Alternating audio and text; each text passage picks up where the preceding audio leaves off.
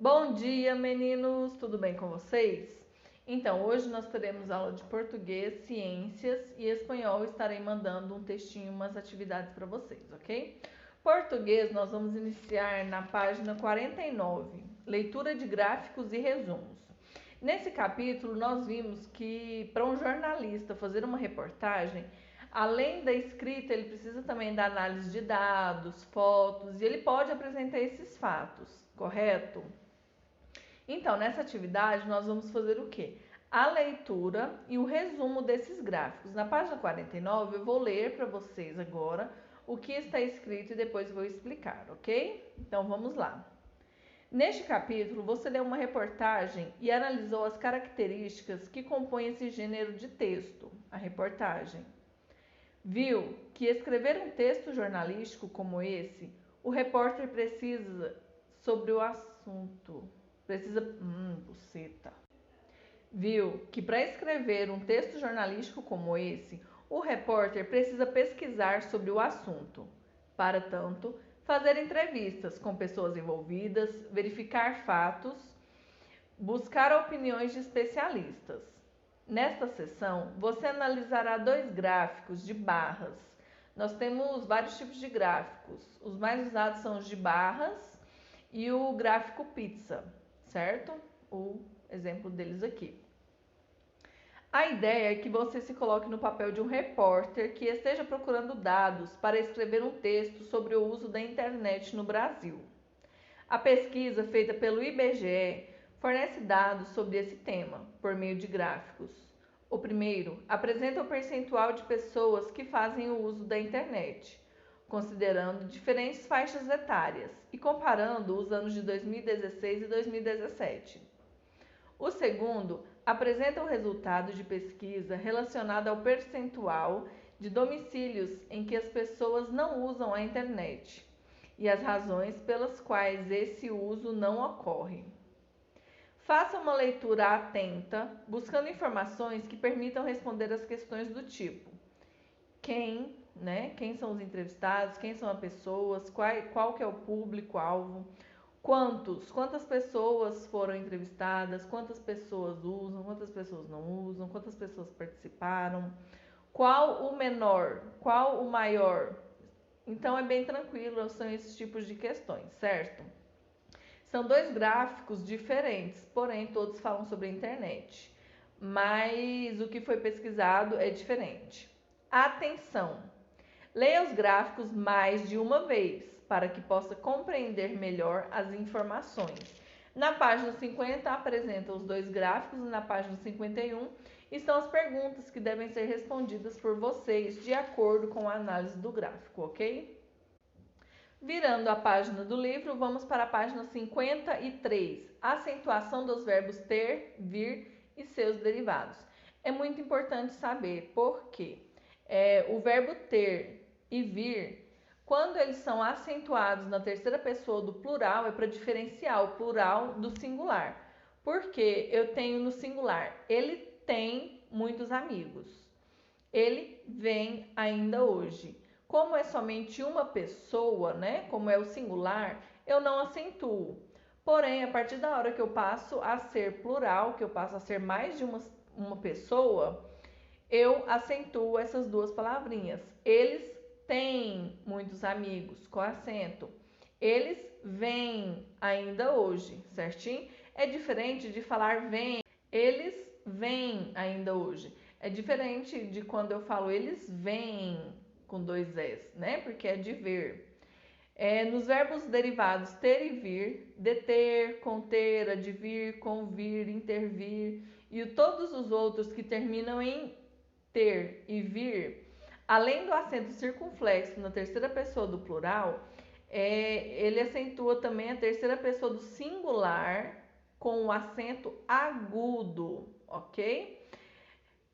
Porque se trata de uma palavra oxítona, terminada em, certo? Exemplo, ele detém o conhecimento, tem acento que? Agudo. Eles detêm o conhecimento, acento circunflexo. O correio retém carta sem selo, acento agudo. Os correios retêm cartas sem selo, acento circunflexo. A proposta convém a todos. A proposta, é só uma proposta. Então é acento agudo. As propostas convêm a todos, são mais de uma proposta. Então, acento circunflexo, certinho? Agora nós vamos falar dos verbos ler, crer, ver e dar. E os seus derivados, que são os verbos que terminam com essas sílabas, certinho? Eles acontecem da forma que eu expliquei no primeiro tem, no primeiro vem, certo? Eles dobram a letra E, ok? Um exemplo, ele lê bons livros. Eles leem bons livros. Ele crê em dias melhores. Eles creem em dias melhores. Ele vê um novo caminho. Eles veem um novo caminho. Espero que ele nos dê gorjeta. Espero que eles nos deem gorjeta. Então, os verbos ter e vir, acento circunflexo. Ler, crer, ver, dar, dobra a letrinha E, ok? Parônimos são palavras parecidas, certo? Agora nós vamos ver os empregos das letras O e U nas palavras parônimos. Uma palavra parônima que nós usamos muito é comprimento. Quando eu digo comprimento, eu estou dizendo sobre o quê? Tamanho, certo? Sobre o comprimento de algo. Quando eu digo cumprimento, eu estou dizendo sobre o quê? Sobre alguém estar cumprimentando alguém. Às vezes parece estranho, mas não é. Cumprimento é de cumprimentar. Comprimento é de medida. Vamos ver agora no livro, na página 56, alguns outros exemplos. Soar, emitir som. Isso daqui eu já cansei de falar para vocês. Quando estamos com calor ocorrendo, nós suamos. Então é suor, suar. Eu suo, eu não sou. Sou é de som, certinho? Eu suo. Outro exemplo, sortir.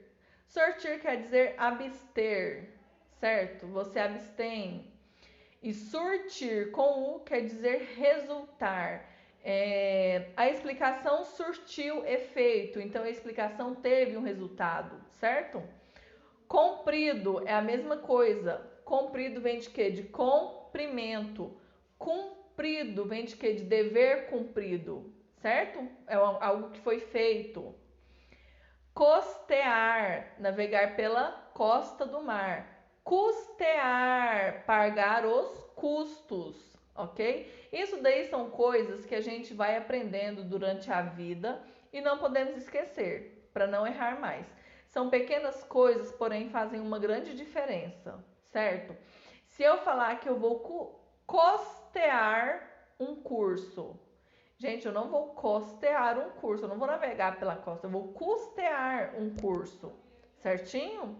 Então vamos prestar atenção e lembrar sempre dessas troquinhas de letra nas palavras parônimas, tá bom? E não se esqueçam, quando a gente mais estuda, a gente mais sabe. Ciências. Agora nós vamos estudar o quê? A distribuição das espécies e a história da Terra. No início do ano eu passei para vocês algumas informações sobre a história do planeta Terra, quantos anos ele tem, mais ou menos, qual é o nosso solo, certinho? Agora nós vamos falar o quê? Sobre distribuição de animais, de espécies, de árvore, de plantas no território terrestre, ok? No início do ano, já que eu estou relembrando o que nós copiamos, a matéria todinha que eu passei no caderno para vocês, eu falei sobre o que? A Pangeia. Como que os cientistas conseguiram provar que houve a Pangeia? Foi através de quê? De espécies de animais, de vegetação e de solo que puderam ser encontrados em continentes diferentes, porém que se juntasse fariam fronteira um com o outro. Então é sobre isso que nós vamos falar agora, certo? Ao observar o bioma terrestre, nós podemos perceber isso, certo? que cada um apresenta uma espécie típica de vegetação, de animal, de solo. E para fazer esse estudo e trazer essa informação para nós, existe a biogeografia. Ela é o estudo que estuda, essa é bom, né? Ela é a ciência que estuda, melhor. Ela é a ciência que estuda o modo de distribuição das espécies pelo planeta Terra. Para a gente entender um pouco sobre distribuição das espécies do planeta Terra, o que a gente pode considerar alguns fatores como ambientes de vida. Eu vou ler para vocês que está no livro na página 19, ok? O que nós podemos considerar como fatores em relação ao ambiente de vida? Recursos disponíveis como água, alimento, abrigo, capacidade dos indivíduos de conquistar novos ambientes, presença de características nesses seres vivos que permitem a eles sobreviver às mudanças ambientais, grau de interferência das atividades humanas, como desmatamento, caça, poluição, transporte de espécies de um local para o outro, medida de conservação, e também as atuais condições ambientais da Terra. Também a influência de eventos históricos ocorridos ao longo de milhões de anos nela, como a alteração do nível do mar e as glaciações. As glaciações é porque acredita-se que antigamente existiam as eras glaciais, que existia muito gelo, certo? A era das glaciações era o período em que o planeta Terra ficava abaixo, a temperatura ficava abaixo da média, causando o quê? A cobertura de gelo, certo? Em cima do solo, da água, ok?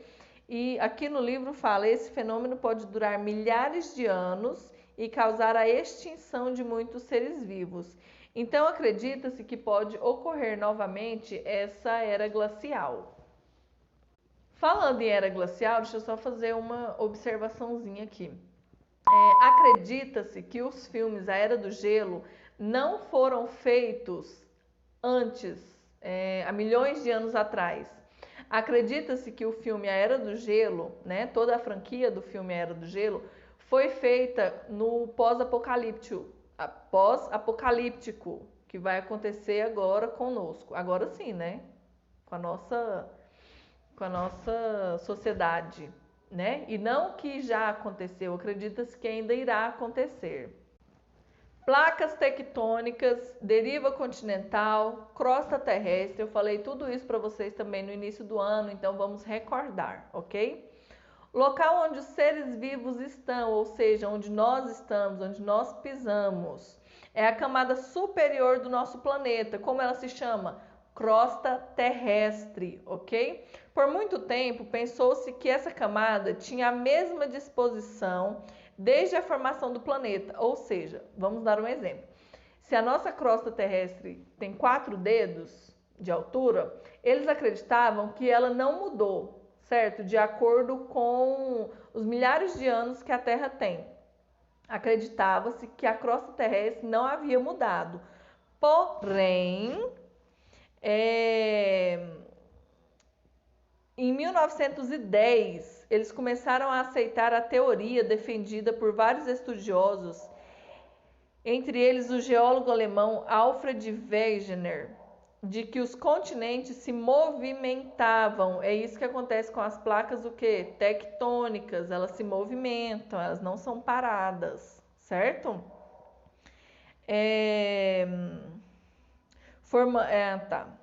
Que os continentes se movimentavam e inicialmente todos eles estavam o quê? Unidos, formando um supercontinente, como eles denominaram de Pangeia, que foi o que eu acabei de falar para vocês. Para eles era tudo juntinho, certo? Vamos supor que aqui era o nosso planeta, era tudo junto.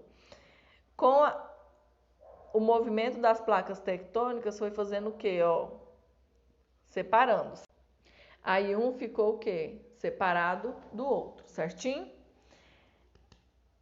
Essa ideia também foi chamada de teoria da deriva continental, e segundo ela, em milhões de anos, esse continente único se fragmentou em blocos continentais que foram se afastando. Inicialmente foram formados somente 2 continentes. Tem isso no caderno de vocês. Um ao norte, denominado Laurásia, e o outro ao sul, denominado Gondwana.